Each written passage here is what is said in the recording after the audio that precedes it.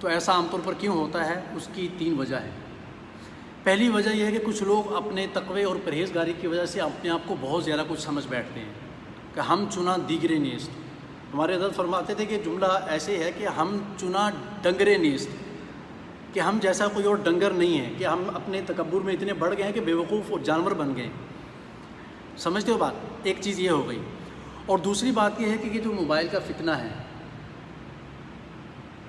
چھوڑ دیں آپ، کتنے گھر برباد ہوئے ہیں، کتنی بچیوں کی عزتیں لوٹی ہیں، کتنے بچے تباہ ہو گئے ہیں، کتنے لوگ مر گئے ہیں۔ لوگ سمجھ نہیں رہے اس بات کو، سمجھا کے تھک گئے ہیں، سمجھنے کا نام ہی نہیں لے رہے۔ یہ خدا کے لیے اس موبائل کو آپ اپنا محسن نہیں سمجھیں بھائی، اس کو صرف آپ ضرورت کے لیے استعمال کریں، جیسے ضرورت پوری ہو بس سائڈ پہ کر دیں۔ لیکن کچھ لوگ کہتے ہیں کہ ہماری ضرورت اتنی ہے کہ ہر وقت اسی میں لگے رہتے ہیں، تو یہ ہم نے بنا لیا ہے۔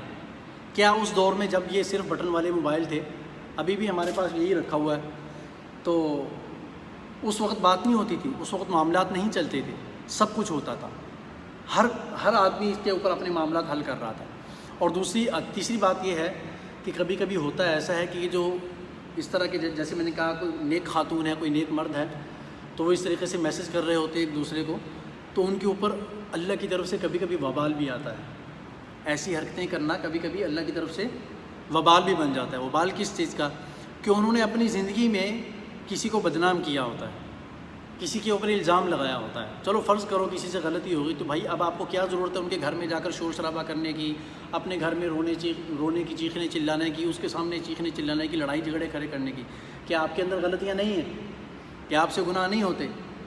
اب جب وہ دوسرے بندے کو بدنام کیا جاتا ہے تو حدیث پاک میں کیا آتا ہے کہ اگر کوئی آدمی کسی گناہ میں ملوث ہے اور وہ اس سے توبہ کر لے، دوسرا بندہ اس پر طعنہ دے یا اس کو لوگوں میں ذلیل کرے، تو اللہ تعالیٰ مرنے سے پہلے اس انسان کو اس کے اندر مبتلا کر دیتے ہیں جس نے اس کو طعنہ دیا ہوتا ہے۔ جب تک وہ انسان، وہ نیک انسان، اس گناہ میں خود مبتلا ہو کر اسی طریقے سے بلکہ اس سے بھی زیادہ بدنام نہیں ہو جاتا نا اپنے گھر والوں میں، دوسرے لوگوں کے اندر، اس وقت تک اس کو موت نہیں آتی۔ یہ سوچ سمجھ کے دوسرے لوگوں کو طعنہ دیا کریں بھائی، بڑے احتیاط کی بات ہے یہ۔